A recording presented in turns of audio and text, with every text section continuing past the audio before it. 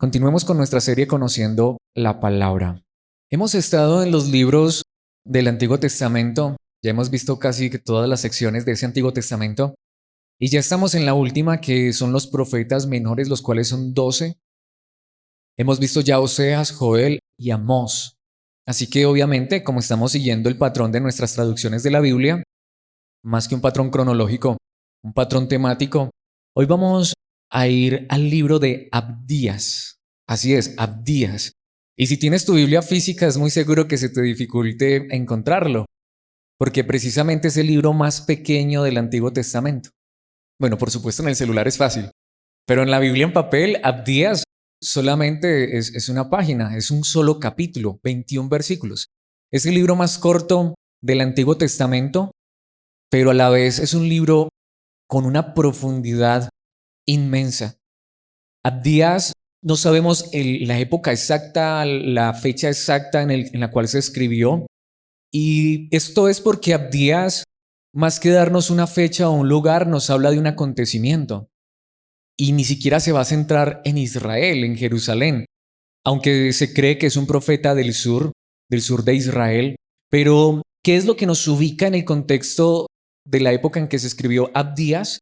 Que Abdías habla de la destrucción de Jerusalén, del asedio y el saqueo de Jerusalén, pero no habla contra Jerusalén, sino que habla contra una de las ciudades vecinas de Jerusalén, la cual cuando Jerusalén sufrió esto no hizo nada. El punto es que Jerusalén sufrió varios ataques.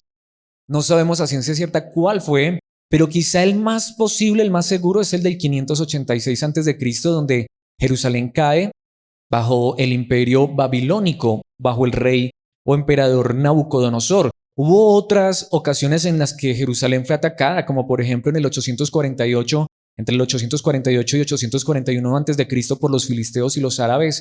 Esa podría ser otra posible fecha, pero los expertos creen que la mejor fecha es cuando Jerusalén cayó en el 586. Posiblemente quizá unos cuantos años después, repito, no hay una fecha, pero entonces allí está el profeta Abdías diciendo que Jerusalén sufrió el castigo de parte de Dios, pero había naciones alrededor que vieron todo esto y pudiendo hacer algo, no hicieron nada, y entre ellas, y la más particular, y a quien habla Abdías, es a la nación de Edom. Ahora, ¿por qué es esto tan importante? Porque Edom no es cualquier nación. Edom tiene un contexto muy interesante. Los edomitas, quienes vivían alrededor de Israel, eran parientes cercanos de los israelitas. De hecho, podríamos decir que eran hermanos. ¿Por qué? ¿Cuál es el pueblo de Edom? ¿De dónde viene el pueblo de Edom? ¿Recuerdan ustedes que lo hemos venido viendo que la promesa más grande que Dios le haya hecho jamás a un hombre fue a Abraham, que de él haría una gran nación y lo bendeciría? Eso lo veíamos hace 8 días, lo recordábamos. Y Abraham, siendo muy viejo, ya casi teniendo 100 años, tuvo un hijo por promesa de Dios llamado Isaac. Lo tuvo con su esposa que era estéril, pero Dios hizo un milagro y nació Isaac. Pero es curioso, cuando Isaac se casó con su esposa, Rebeca, resulta que Rebeca también era estéril y pasaron 20 años hasta que Dios les permitió tener hijos. Pero lo curioso es que ellos solamente tuvieron 2 hijos, pero eran mellizos. Nacieron el mismo día, en el mismo vientre se gestaron, se criaron. Y ellos son Jacob y Esaú. Si conoces la historia, obviamente solamente estamos repasando. Pero precisamente Jacob es Israel. Dios luego le cambia el nombre a Jacob y lo llama Israel, y de Jacob, de un hijo de Isaac, de un nieto de Abraham, nace la nación de Israel. Pero Esaú, el hermano, de hecho el hermano mayor de Jacob, es precisamente de donde viene la nación de Edom, quien luego también se llamó Idumea. Entonces podemos ver que son dos naciones que vienen de dos hermanos, son dos naciones hermanas. Los edomitas eran los hermanos de Israel, porque por medio de Jacob vienen los israelitas por medio de Esaú, dos hermanos mellizos. Viene la nación de Edom. Y Edom vio todo lo que sucedió con Jerusalén, el desastre que vino sobre ella. Y ellos pudieron haber hecho algo. Ellos pudieron haber intervenido. Ellos pudieron ser usados por Dios para ayudar a sus hermanos y no quisieron hacerlo. Pero no solamente no lo quisieron hacer, sino la pregunta es ¿por qué no lo quisieron hacer? Y esto es lo que nos lleva a nuestro título en esta enseñanza, y es orgullo en la palabra. Y aquí es donde entra la parte para mí más crucial. Sin ser categórico, es decir, sin decir que esta es palabra de Dios y que tiene que ser así, que esta es la última palabra. Por supuesto que no, pero creo que a la luz de la palabra de Dios, si no es el pecado, al menos es uno de los pecados más graves y de los cuales la palabra de Dios habla más en la Biblia, es el orgullo. ¿Y cuántos de nosotros hemos escuchado realmente una enseñanza sobre el pecado del orgullo? Y cómo el orgullo posiblemente es uno de los peores pecados. Déjenme decirles, por eso digo, no pretendo ser categórico, es decir, es que así es, dogmático. Y no hay otra manera de pensar, no. Pero creo que la mayoría de pecados, si no es que todos los pecados, tienen su raíz en el orgullo. Saben, mis hermanos, orgullo es sentirme mejor que otra persona. Orgullo es creer que yo merezco demasiado. Orgullo es creerme que soy muy importante. Y por eso es que por orgullo hago aún pecados terribles. Voy a colocarles un ejemplo para ilustrar esto en esta introducción. Pensemos en el holocausto nazi. Creo que todos tenemos conocimiento. Los millones de judíos que Adolfo Hitler con el ejército nazi mató. Pero ¿saben ustedes por qué Adolfo Hitler junto con el ejército nazi mataron a todos estos judíos y provocaron una guerra mundial? Por orgullo. Porque ellos se creían una raza superior. Porque ellos se creían mejores que los judíos y creían que los judíos eran una raza tan inferior que no merecía vivir. El orgullo hizo real el holocausto nazi, una gran tragedia. Y diría que si nosotros rastreáramos cada uno de los pecados, tienen su raíz en el orgullo. Porque una persona mata a otra por orgullo. Porque cree que tiene la autoridad de tomar la vida de una persona, algo que solamente Dios tiene la autoridad. ¿Por qué las personas se odian y se pelean? ¿Por qué muchos matrimonios se destruyen? ¿Por qué muchas familias caen en el caos? El orgullo. ¿Por qué los imperios pelean? ¿Por qué las naciones pelean? Por orgullo, porque quieren tener más, porque creen que ellos son los dueños del mundo y tienen que ir hacia adelante y avanzar a costa de todo. No importa si tienen que arrasar con naciones o con ciudades enteras. Aquí quiero decirlo y nuevamente quiero enfatizar esto y repetirlo. Hemos venido diciendo últimamente en estas enseñanzas que los millonarios, multimillonarios del mundo podrían solamente con pequeñas partes de sus fortunas eliminar el hambre del mundo. ¿Pero por qué no lo hacen? Porque son orgullosos. Porque sencillamente piensan que quizás sale un poquitico de su plata para el favor de los demás, de pronto se quedan pobres. Mis hermanos, el orgullo está en el centro del pecado en el corazón humano. Y vuelvo y digo, no estoy diciendo que es el único pecado, que es el pecado más grande, pero a veces pienso que sí lo es. Y precisamente esto es lo que quiero que veamos, porque esta es la gran realidad.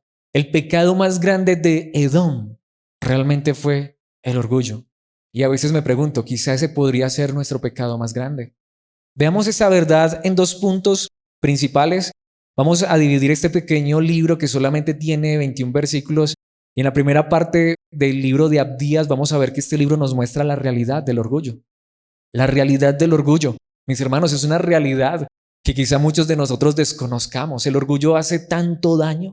El orgullo es tan terrible, tan malvado que ¿qué dice la palabra de Dios? Vayamos directamente a Abdías. Solamente tiene un capítulo, así que veamos en primer lugar los versículos 3 y 4. Más adelante veremos un poco de los versículos anteriores, pero quiero ir al versículo 3 en primer lugar. Notemos lo que la palabra de Dios dice por medio de Abdías a esta nación. Has sido engañada por tu propio orgullo, porque vives en una fortaleza de piedra y haces tu morada en lo alto de las montañas. ¿Quién puede tocarnos aquí en las remotas alturas? Te preguntas con arrogancia. Detengámonos allí y veamos lo que dice este versículo. Has sido engañada por tu propio orgullo. Y esa es una de las características del orgullo. El orgullo engaña. El orgullo nos hace pensar que estamos haciendo las cosas muy bien. Nuevamente, es que yo merezco. Es que esto no tiene por qué pasarme a mí. O que le pase a otros, pero no a mí. Eso es el orgullo. Es que, bueno, eso que le está pasando a tal persona, es que se lo merece. ¿Y por qué a mí no me pasa? No, porque yo no soy como esa persona, porque yo soy muy bueno. Precisamente esto es literal. Ellos vivían en piedras. Se entiende que Edom o Idumea es lo que hoy se conoce como Petra. No sé si alguna vez lo hayas escuchado. De hecho, te lo recomiendo. Busca videos de Petra en YouTube. Es espectacular. Hay todavía unos edificios impresionantes, literalmente hechos en la roca. Era una nación fuerte, poderosa, impenetrable, inexpugnable. Y ellos se jactaban de eso, se sentían orgullosos. Nadie podía hacerles frente. Pero ese es el punto. Ellos se sentían seguros. Y allí están sus hermanos los israelitas sufriendo. ¿Saben qué hacen ellos? Solamente miran su desgracia. Y precisamente que decían, ¿quién puede tocarnos aquí en las remotas alturas? ¿En dónde está la confianza de los idumeos o la confianza de los edomitas, los descendientes de Esaú, hermanos de los israelitas? No está en Dios, está en sus edificaciones, en sus fortalezas. Y aquí es donde quiero empezar a contextualizar. Es el mismo mundo en el que vivimos. Los ricos, ¿en quién colocan su confianza? En las riquezas. A veces nosotros pensamos que lo que nos va a dar seguridad es tener una casa propia, que lo que nos va a dar seguridad es tener buenos ingresos. No, mis hermanos, nuestra confianza y seguridad debe estar puesta en Dios. Porque eso es orgullo, eso es arrogancia. Te preguntas con arrogancia, dice el final del versículo 3, ¿y qué dice el versículo 4? Pero aunque te remontes tan alto como las águilas y construyas tu nido entre las estrellas, obviamente es lenguaje poético. Este libro de hecho es una poesía. Te haré caer estrepitosamente, dice el Señor. Si lo que tengo, si la grandeza, fuerza y poder que creo tener están en las cosas materiales, en las cosas físicas, mis hermanos, para Dios, a Dios no se le da nada con chasquear los dedos y que todo se venga abajo. Y eso es lo que está diciendo allí la palabra de Dios. Ese era el problema de Edom. Y aquí es donde digo, vamos a ver en un instante, y me voy a adelantar un poco, pero ¿qué es lo que Dios va a decir de esta nación? La voy a destruir. ¿Y dónde empieza el pecado de Edom? No, saben, no está diciendo la Biblia que eran borrachos. Ahora, no sé si eran borrachos o no. Lo que digo es que la Biblia no lo está diciendo. La Biblia no está diciendo si eran homosexuales o no. La Biblia no está diciendo que eran asesinos, al menos hasta aquí no lo está diciendo. ¿Por dónde está empezando? Por el orgullo. Precisamente, ¿qué dicen los versículos 7 y 8? Todos tus aliados se volverán contra ti y ayudarán a expulsarte de tu tierra. También estaban colocando su confianza en sus amigos, en las personas que se suponía que los ayudaban. Pero ¿qué dice la palabra de Dios? Te prometerán paz mientras traman engañarte y destruirte. Tus amigos de confianza te tenderán trampas y ni siquiera te darás cuenta. Entonces ya sabes, cuando tú estás bien, cuando tú eres fuerte, cuando tú eres rico, cuando tú eres poderoso, tú consigues amigos, tú haces alianzas, tú tienes muchas personas a tu alrededor. Pero a la vez cuando nuestra confianza y seguridad está en lo que está alrededor, aún en los amigos, aún en las personas, qué fácil es que nos decepcionemos. Pero ¿saben que a veces nos decepcionamos es también por el orgullo? Nosotros jamás deberíamos esperar nada de los seres humanos. Solo hay uno que nunca falla. Solo hay uno que es justo, perfecto, recto y lo que Él promete lo cumple y cuando Él decide sostenernos, nos sostiene. Ahora, esta es la gran realidad. Es que los seres humanos fallamos porque a veces, así no quisiéramos fallar, somos humanos. Todos fallamos. Pero precisamente eso es lo que hace el orgullo. El orgullo cree, esa persona es demasiado fiel, nunca me va a fallar. Hasta Dios podría permitir que mis mejores amigos, las personas en quien más confío, me fallaran, para recordarme que solo hay uno en el que debo poner plenamente mi confianza y mi seguridad. ¿Qué dice el versículo 8? En aquel día ni una sola persona sabia quedará en toda la tierra de Edom, dice el Señor, pues destruiré en las montañas de Edom a todos los que tengan entendimiento. Ese versículo me impactó tanto, mis hermanos, porque allí vemos también de una manera poética en dónde estaba el pecado de estas personas. Muchos sabios, muchos inteligentes. Nuevamente contextualizo, es el mundo en el que estamos viviendo. ¿Quiénes son los que dicen que Dios no existe en esta época? ¿Los científicos? ¿Los sabios? ¿Los astrofísicos? ¿Los astrónomos? Y eso que ya no está solo la astrofísica, está la física cuántica. Y últimamente han estado haciendo unos descubrimientos impresionantes, porque ya sabes, estamos enviando sondas a Marte, estamos ya descubriendo nuevos planetas, ya dicen que están descubriendo planetas en otros lugares que tienen agua, o sea que ya podemos estar pensando en irnos a vivir a otro planeta. Y sabes, claro, como el hombre ya puso su pie en la luna, como el hombre es capaz de mandar sondas espaciales a Venus, como pueden tener satélites como el Voyager o tener quizá telescopios como el Hubble y universidades como Yale, como Harvard, y sabes, esas son las personas que se llenan de conocimiento y hasta dicen, saben, ya no necesitamos a Dios, la sabiduría, la ciencia. Y es la gran realidad, pero cuando todo esto me aleja de Dios y me lleva a colocar mi confianza en mí mismo, mis hermanos, ahí vemos el terrible pecado de la humanidad. Y ahí es donde digo, nuevamente insisto en esto, pero para mí es sumamente importante. Para mí vivimos en el mundo más pecador que nunca, porque ahí lo tenemos. Riqueza, la tenemos. Mansiones, las tenemos. Tenemos unas casas. Claro, alguien podría pensar, no, no, no, y a mí nunca me gusta decir esa palabra. No, uno es pobre, pobre, mis hermanos. Uno es rico. Solo tener agua potable, eso es una riqueza inmensa. Y tú y yo hasta abrimos el agua y a veces desperdiciamos. Tener electricidad.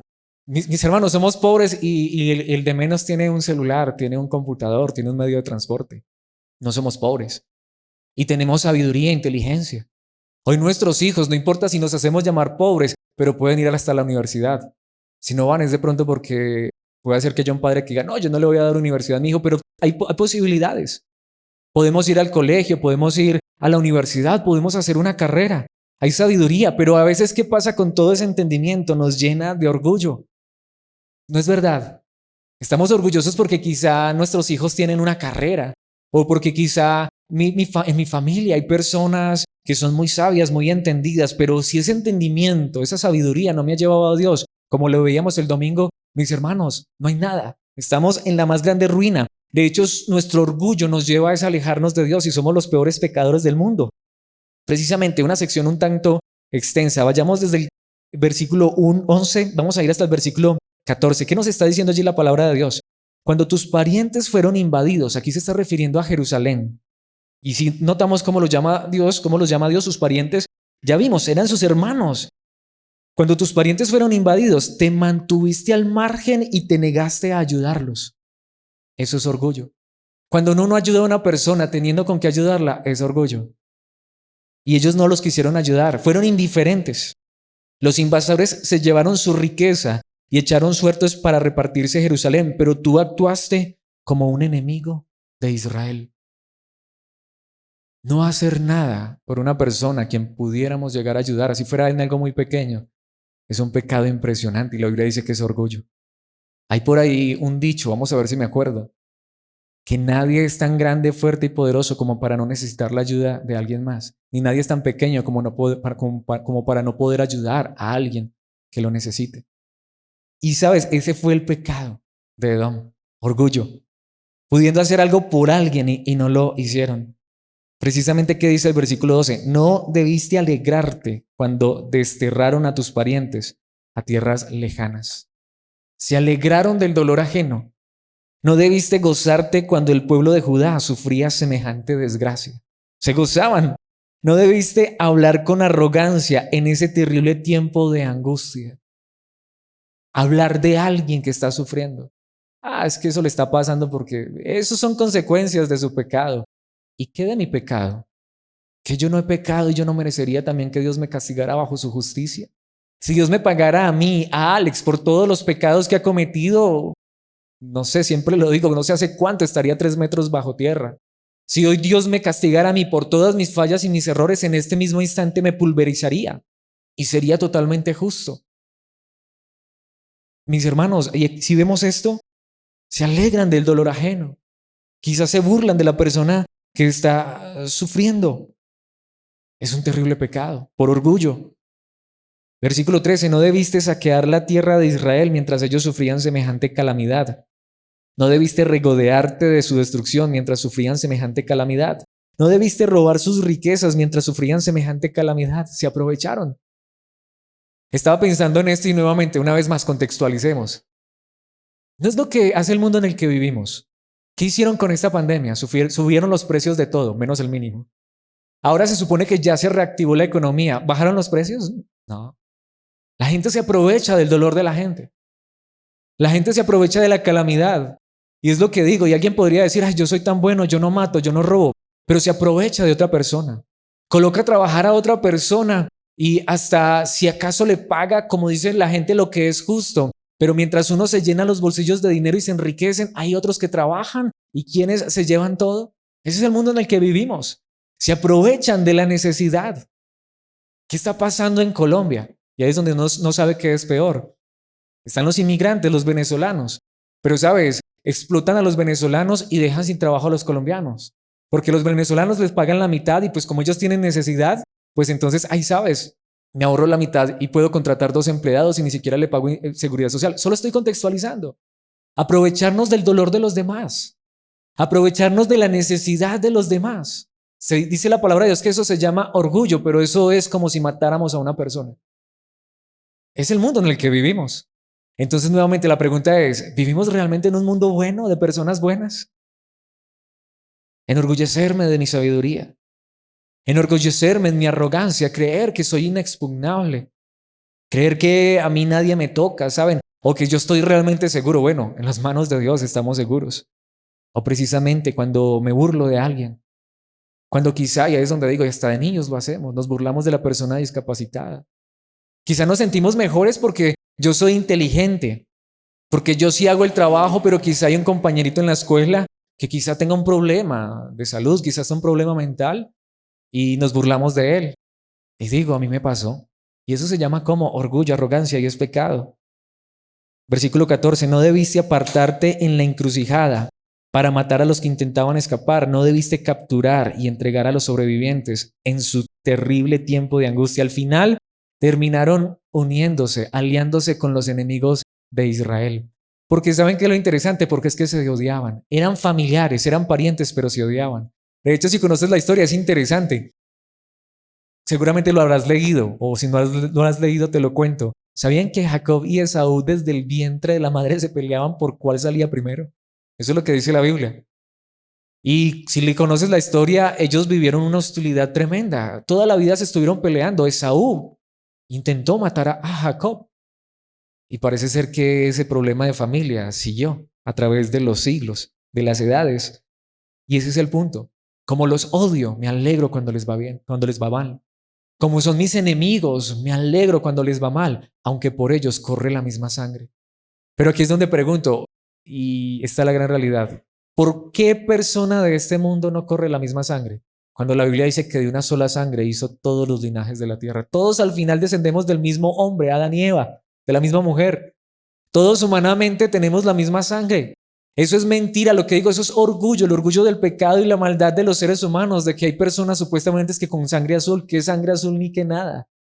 Por todos nosotros corre la misma sangre, todos nosotros, tanto hombres como mujeres, fuimos creados a la imagen de Dios. Por eso cuando yo critico, señalo, hablo mal de alguien, me burlo de alguien, me gozo en el dolor ajeno, como está diciendo la palabra de Dios, aun cuando soy indiferente. La Biblia dice eso es pecado, eso es orgullo y eso lo condena a Dios.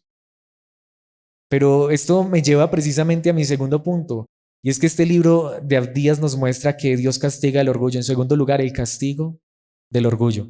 Y aunque la segunda parte del libro, a partir del versículo 15 hasta el 21, se centra más en eso desde el principio, el libro está diciendo esto. Precisamente aquí quiero volver al versículo 2 de Abdías. ¿Qué dice la palabra de Dios? El Señor dice a Edom, te haré pequeña entre las naciones, serás muy despreciada. Tú que te sentiste más grande que otros, tú que miraste a otros por encima del hombro. Y aquí es donde, mis hermanos, yo quiero decir esto, y yo lo he dicho muchas veces, pero aquí nuevamente abro mi corazón.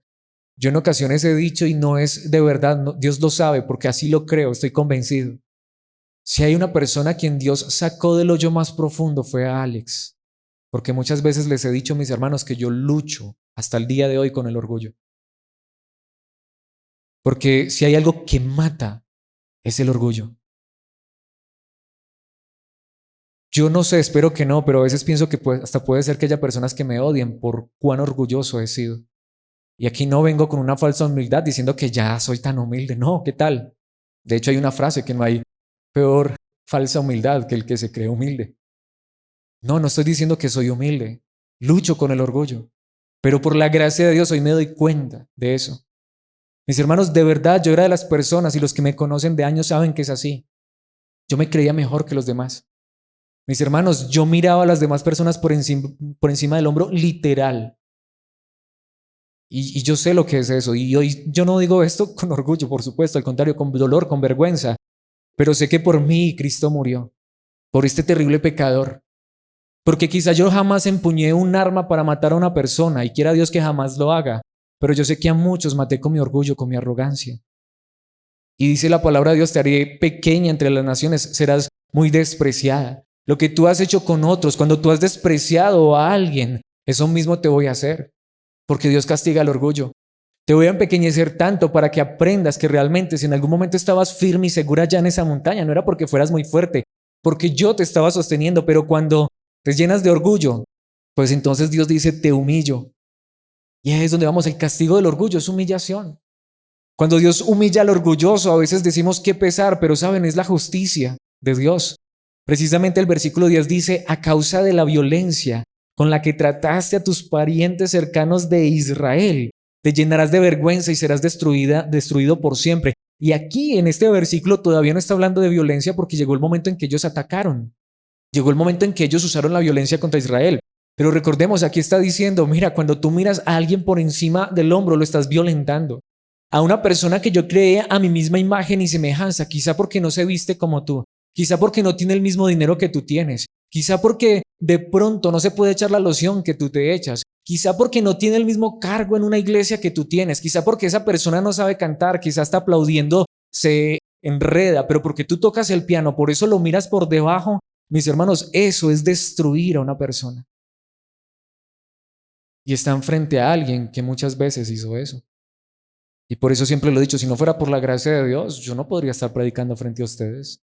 Este mensaje hoy más que nunca toca mi vida y toca mi corazón. Sé de dónde me rescató el Señor, más que de la religión. Dios me rescató de mí mismo y todavía me sigue rescatando y necesito seguir siendo rescatado. Porque yo sé que ese pecado sigue merodeando en mi corazón, en mi vida. Y que Dios me ayude. Porque ¿qué dice la palabra de Dios allí? A causa de la violencia con la que trataste a tus parientes. Eso es violencia. Cercanos de Israel, te llenarás de vergüenza. Es simple, yo quiero que lo pensemos de esta manera. Si Dios que conoce a cada uno de nosotros aquí en esta noche, a los que nos estén viendo por internet, a los que pudieran llegar a escuchar esta enseñanza, si Dios dejara que vieran nuestros pensamientos, lo más profundo de nuestro corazón, y quedara expuesto al público, ¿no nos llenaríamos de vergüenza? Nuevamente, es que yo no mato, es que yo no robo, soy tan bueno. Eso se llama orgullo, porque nadie es bueno realmente. ¿Será que Dios podría exhibir cuántas veces nosotros hemos sido indiferentes con alguien? ¿Hemos sido orgullosos, groseros, altaneros con alguien? ¿Hemos mirado a alguien por encima del hombro? Y dice allí la palabra de Dios, te llenarás de vergüenza y serás destruido para siempre. Eso merece el orgullo, ser destruido para siempre. Nuevamente repito, es que yo soy tan bueno, es que hasta yo ayudo a las demás personas. Por eso es que Dios me ama, por eso es que Dios es bueno conmigo, por eso es que yo voy a ir al cielo. Eso se llama orgullo, porque nadie merece el cielo. Nadie merece el amor de Dios, nadie merece el favor de Dios. Dios dijo que iba a aniquilar a Edom por su orgullo. Precisamente versículos 15 y 16. Se acerca el día cuando yo, el Señor, y este versículo es crucial, juzgaré a todas las naciones paganas. El problema no era solo de Edom. En este momento Edom solamente es una ilustración de lo que es el mundo entero. Dios dice, es que al final, como es Edom, así es el mundo alrededor. Y Dios dice, un día voy a juzgar a todas las naciones paganas. Como le hiciste a Israel, así se hará contigo. Todas tus malas acciones recaerán sobre tu cabeza. Esa es la justicia de Dios. Dios no es injusto. Dios nunca paga con injusticia. Nuevamente, si Dios a cada persona, a cada ser humano, como Alex, que con su orgullo haya humillado alguna vez a alguien, ahora Dios permitiera que todo lo que Alex hizo se le devolviera. Qué destrucción, qué vergüenza. Tendría que ser aniquilado. Tendría que ser destruido, aplastado bajo la justa ira de Dios. Versículo 16. Así como te tragaste a mi pueblo en mi monte santo, así tú y las naciones vecinas se tragarán el castigo que derramaré sobre ti. Sí, todas las naciones beberán, se tambalearán y desaparecerán de la historia. Qué verdad tan fuerte.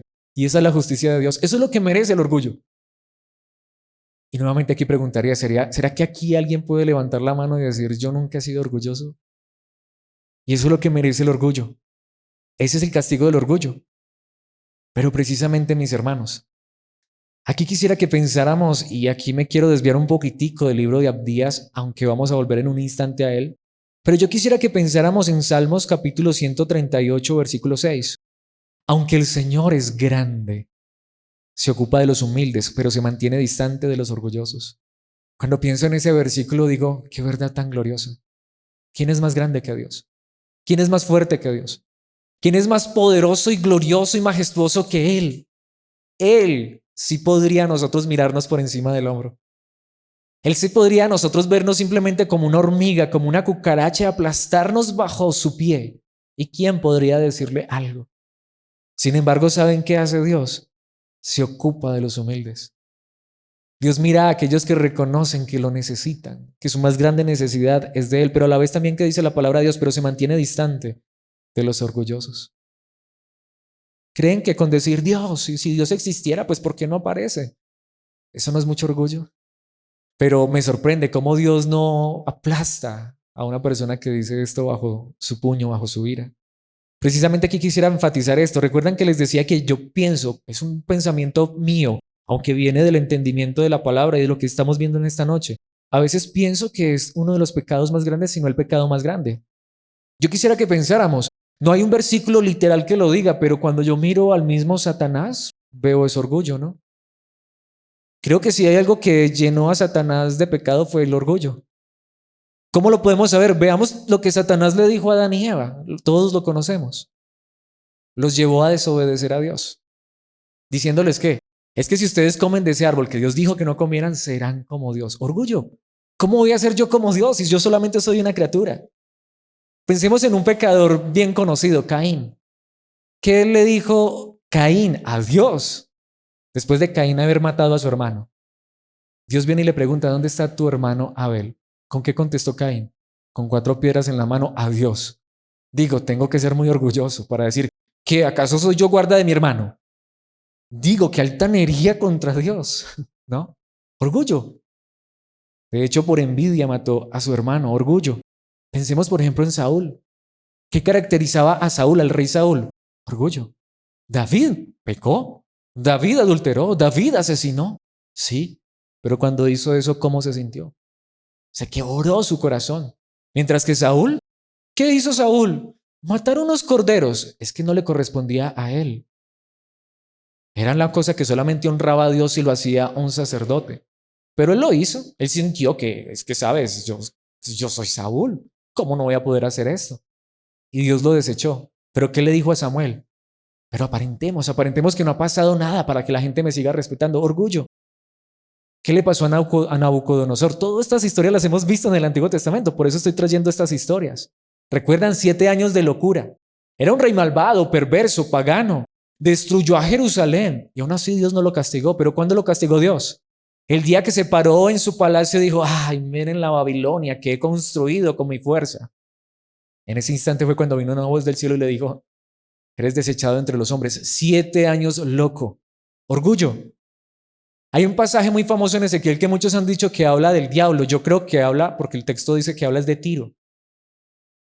Dice que quiso ser como Dios y Dios lo humilló por orgullo. Precisamente, adelantémonos. Pensemos, ¿cuál era el problema más grande de los fariseos? El orgullo. Nadie como ellos. Nadie tan santo como ellos. Nadie tan perfecto como ellos. Nadie se vestía como ellos. Nadie oraba como ellos. Nadie era tan generoso como ellos, diezmaban hasta de lo más pequeño, ¿sabes? Dios, merezco que me bendigas. Precisamente ¿recuerdan esa parábola en Lucas 18 del fariseo y el publicano? Yo no soy como ese. Y está orando. ¿Creen ustedes que Dios escucha esa oración? Pero a veces así somos. Señor, gracias porque no soy como fulano de tal. Sí, gracias a Dios, pero mis hermanos, es orgullo. Precisamente aquí quisiera que pensáramos en algo. Y esto está directamente conectado. ¿A quién está profetizando Abdías? A los edomitas, a los idumeos. En el Nuevo Testamento se mencionan 3 idumeos o 3 edomitas, descendientes de Saúl muy particulares, no sé si lo sabían. Y los 3 se llamaban igual y los 3 eran poderosos. Uno de ellos, Herodes el Grande, el que reconstruyó el templo en Jerusalén, era idumeo, descendiente de Edom, descendiente de Saúl. ¿Qué hizo Herodes el Grande? Cuando se dio cuenta que unos magos de Oriente estaban preguntando por un niño que había nacido y que era el rey verdadero. ¿Qué hizo él? Intentó matarlo, mandó a matarlo. Hizo todo lo posible por matarlo. Eso es lo que hace el orgullo, ¿sí? Pero resulta que luego hubo otro idumeo, descendiente de él, que también se llamó Herodes. Este es Herodes Antipas. ¿Qué hizo con Juan el Bautista? lo decapitó. ¿Qué hizo con Jesucristo? Tuvo la oportunidad de entrevistarse con él, lo conoció, se burló de él y no teniendo razón para matarlo, finalmente terminó aliándose, precisamente terminó siendo más amigo de quién, de Poncio Pilato. Hasta ese día las relaciones habían estado tensas, pero ese día se hicieron amiguísimos matando al Mesías. El orgullo, el orgullo. Y un tercero, nieto de Herodes el Grande. Precisamente este es Herodes Agripa. Mató al primer apóstol, Santiago. Y le gustó tanto que encarceló a Pedro y lo iba a matar, de no ser porque un ángel lo sacó de la cárcel. Sin embargo, ¿saben qué es lo que más me sorprende de este caso en particular, de otro Idumeo? Aún así Dios no lo mató. Pero ¿saben cuándo mató Dios a Herodes Agripa? Cuando un día se paró en su palacio a arengar, a dar un discurso. Y la gente empezó a gritar, voz de Dios y no de hombre. En otras palabras, sí, ese hombre como habla de espectacular y se sintió tan orgulloso que en ese mismo instante un ángel lo hirió y murió comido de gusanos. Generación tras generación el orgullo les siguió. ¿Quién es el único que podría sanarnos de este orgullo? Alex. Alex los llevaría al orgullo más grande, porque él lucha con el orgullo. Solo ha habido uno que pisó esta tierra, quien realmente dice la palabra de Dios que no hay nadie como él, Jesucristo. Mateo capítulo 23, versículos 10 al 12 dice, y no permitan que nadie los llame maestro. ¿Quién enseñó eso? El Señor Jesús. Ya antes había dicho también, no permitan que nadie los llame padre. Oiga, ¿cómo llaman a los líderes religiosos? Padre. Pero a veces a nosotros se nos pega, porque quizás nosotros no nos llaman padre, pero nos llaman maestro, ungido, siervo. Pero son títulos que hoy son tan grandes. ¿Saben por qué no debemos permitir que nadie nos llame maestro? Porque ustedes tienen un solo maestro, el Mesías, es decir, el Cristo, Jesús. El más importante entre ustedes debe ser el sirviente de los demás. Pero aquellos que se exaltan a sí mismos, ¿serán qué? Humillados. Jesucristo dijo, el que se enorgullece será humillado, y los que se humillan a sí mismos serán exaltados. Como dice la palabra de Dios, Dios mira al altivo de lejos, pero Él tiene misericordia del humilde. Pero la pregunta es, ¿será que sí somos humildes? Para redondear esta idea del orgullo, aquí quiero entrar a un tema controversial. Yo quisiera que pensáramos en algo. Si yo en este momento les dijera, ¿por qué Dios destruyó a Sodoma y Gomorra? ¿Cuál sería nuestra respuesta? Homosexualidad, es lo que todo el mundo dice. Lo que le digo, y espero que me permitan, o se den ¿cómo decirlo?, la oportunidad de escucharme, o bueno, aunque eso suena orgulloso, me den el privilegio de la duda, ¿sí? Por si las moscas, por si las dudas, como decimos nosotros. ¿Tiene realmente un versículo donde diga la Biblia que Dios destruyó a Sodoma y Gomorra por la homosexualidad? No. De ahí es donde hoy los homosexuales hasta echan mano de eso. Y no es que esté diciendo que la homosexualidad está bien. Yo creo que la homosexualidad es pecado. Un pecado como los otros pecados. Pero no hay realmente un versículo en la Biblia donde diga que Dios destruyó a Sodoma y Gomorra por la homosexualidad.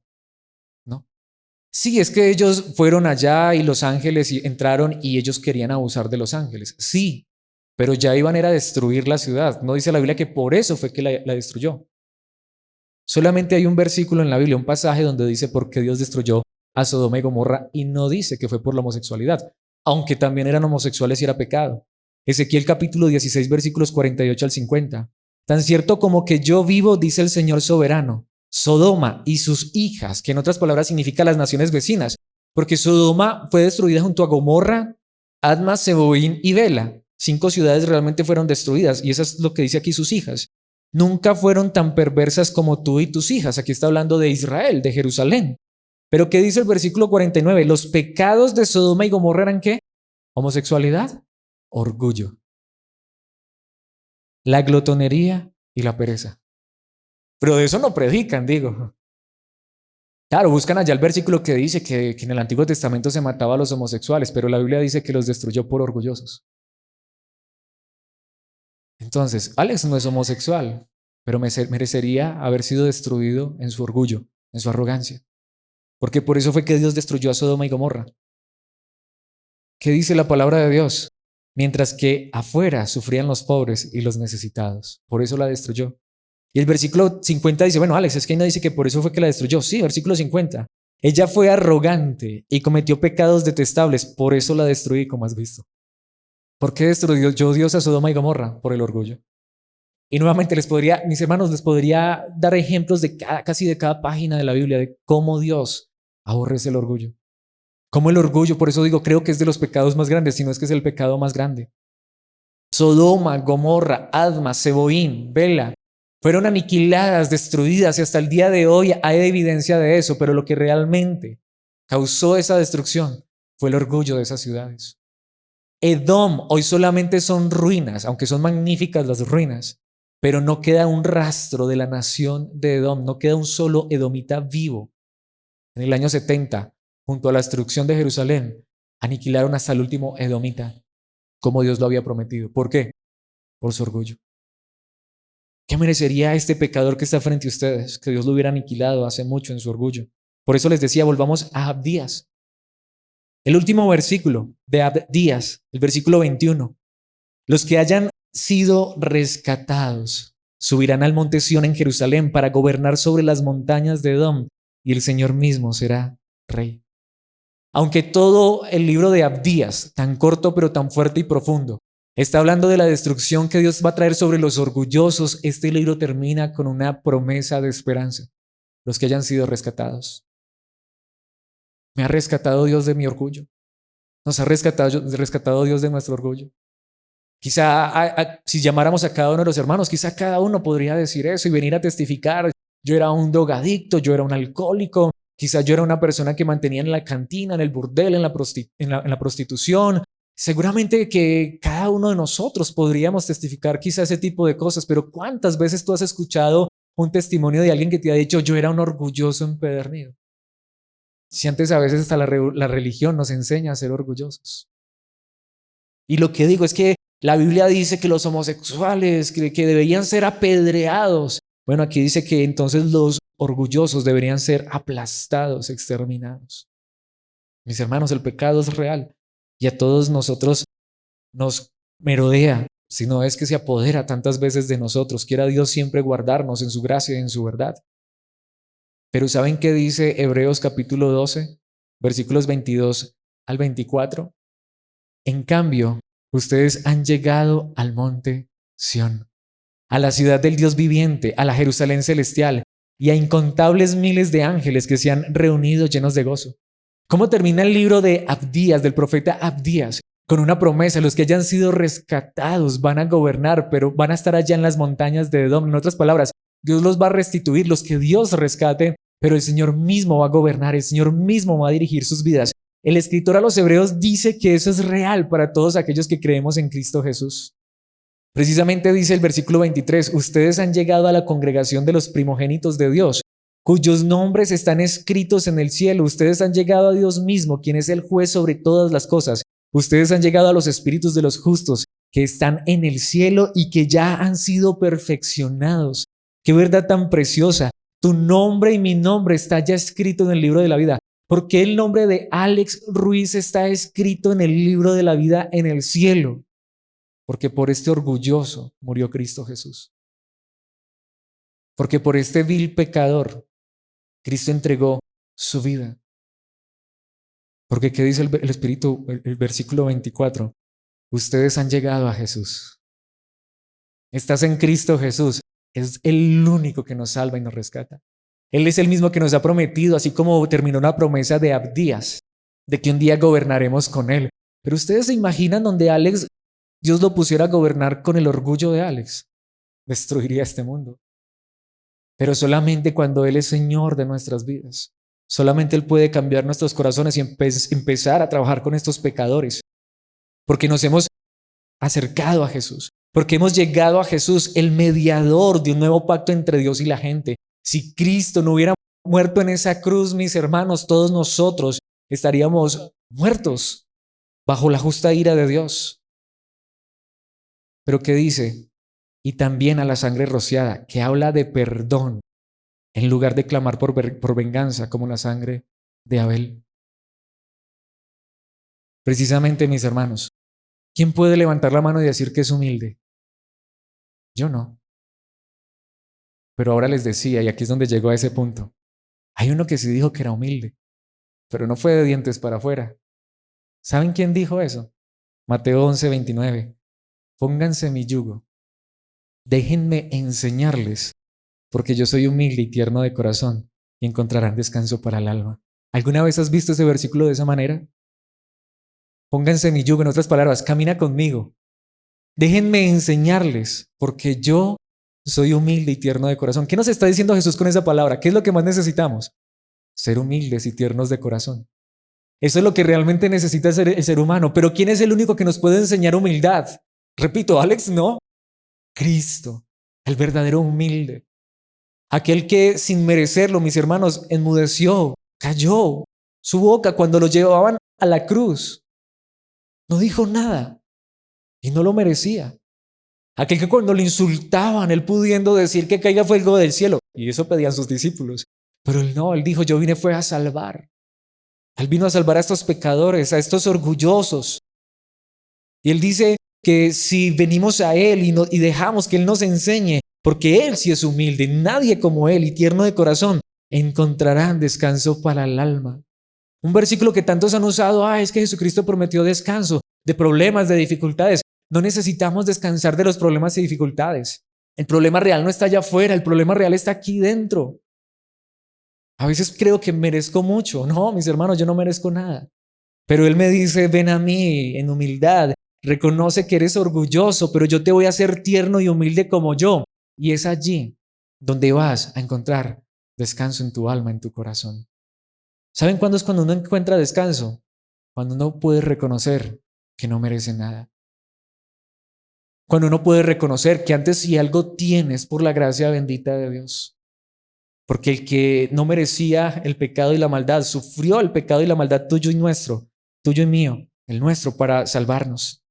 Ese es el verdadero descanso. Este orgulloso que está enfrente de ustedes descansó cuando entendió, por gracia, que solo en Cristo hay salvación. Precisamente aquí es donde quiero concluir con este versículo, que podríamos pensar que nada tiene que ver con el tema. En ninguna parte se menciona el orgullo, pero creo que es el único versículo, o no el único, es un versículo mejor, uno de tantos, pero maravilloso, de los que más me encanta, que creo que nos puede llevar al entendimiento correcto de esta verdad. Filipenses 1:6. Dice el apóstol Pablo, y estoy seguro de que Dios, quien comenzó la buena obra en ustedes, la continuará hasta que quede completamente terminada el día que Cristo Jesús vuelva. ¿Qué tiene que ver este versículo? Todo. Solamente podemos ser salvos si dejamos que Dios inicie la obra y que Él la termine. Solamente podremos pasar de ser orgullosos, pecadores, a ser santos, perfectos, humildes y tiernos de corazón como Cristo, si dejamos que Él tome nuestra vida en sus manos, si dejamos que Él coloque su yugo sobre nosotros y nos lleve de la mano y nos conduzca a la gloria eterna solo por gracia, porque Él es el único que puede empezar esta obra y la puede concluir. De algo estoy seguro, si Dios comenzó esa obra en Alex, Él la va a terminar. Si Él comenzó esa obra en ti, hermano, hermana, Él la va a terminar. La única manera de dejar a un lado nuestro orgullo es reconocer que el único que nos puede salvar y hacer todo en nuestras vidas para su gloria y para nuestro bien es Cristo Jesús, el buen pastor, el que entregó su vida por nosotros, el verdadero humilde que salva a estos orgullosos. Mis hermanos, la gran realidad es esta. Nuevamente, no sé si esta verdad haya hablado a alguien en esta noche en su corazón, pero a mí ya lo ha hecho. Esta semana estudiando lo hacía. Esta tarde repasando lo hacía. Y hoy en esta hora, una vez más, Dios ha hablado a este pecador que está enfrente de ustedes. Pero mis hermanos, coloquemos nuestra confianza en Jesús y Él nos llevará seguros a la eternidad. Y si es necesario, yo diría, reconozcamos en esta hora que en nuestro orgullo solo pereceríamos, pero el tierno y humilde nos ha salvado. Y no sé si quisieras darle gracias a Dios y decirle, Señor, y continúa esta obra en mi vida. Sigue transformando y cambiando mi vida, mi corazón. Hoy reconozco que no merezco nada, pero tú eres bueno. Padre nuestro que estás en los cielos, te damos gracias. Gracias por tu palabra, por tu evangelio, porque aunque tú nos muestras que somos tan pecadores en nuestro orgullo, en nuestra arrogancia, que mereceríamos tu justa ira, Padre Celestial, gracias, porque hoy podemos llamarte Padre y saber que somos salvos. Padre, esto queremos pedirte, por favor, no permitas que en nuestro orgullo, arrogancia nos envanezcamos. No permitas que en nuestro conocimiento, sabiduría, si es que realmente tuviéramos algo de sabiduría, Que no coloquemos la confianza en nada, Señor, de esta vida, de esta tierra, sino que al contrario, y más que nunca nos arrojemos a tu gracia maravillosa, reconociendo que no somos nada, que no somos nadie, Padre Celestial, pero que solo hoy en tu gracia podemos llamarte Padre y somos tus hijos porque tú estuviste dispuesto a hacer el más grande sacrificio. Porque así como los edomitas se burlaron de tu pueblo Israel cuando ellos estaban pereciendo, así como antes ellos fueron aliados de los enemigos y hasta trataron de ayudar a los enemigos para que destruyeran a Israel, hoy nos recuerda que esa historia se repitió hace casi 2000 años cuando tú enviaste a tu hijo y nuevamente edomitas se burlaron de tu hijo. Arrogantes y orgullosos se burlaron de Cristo y se aliaron y se confabularon para matarlo, pero Cristo estaba muriendo no solamente por ellos, por su orgullo, porque en la cruz dijo, perdónalos porque no saben lo que hacen, sino por nosotros también. Aquí en el siglo XXI, donde hemos sido tan orgullosos, tan arrogantes, a veces religiosos, a veces creyéndonos mejores que los demás, pero gracias por salvarnos, por rescatarnos. Y Padre, por favor, si tú has empezado esta obra, confiamos en que tú la terminarás. De hecho, quiero decirte, Padre, si no has empezado esta obra en alguno de nosotros, quizás en mi vida, Señor, empiézala tú.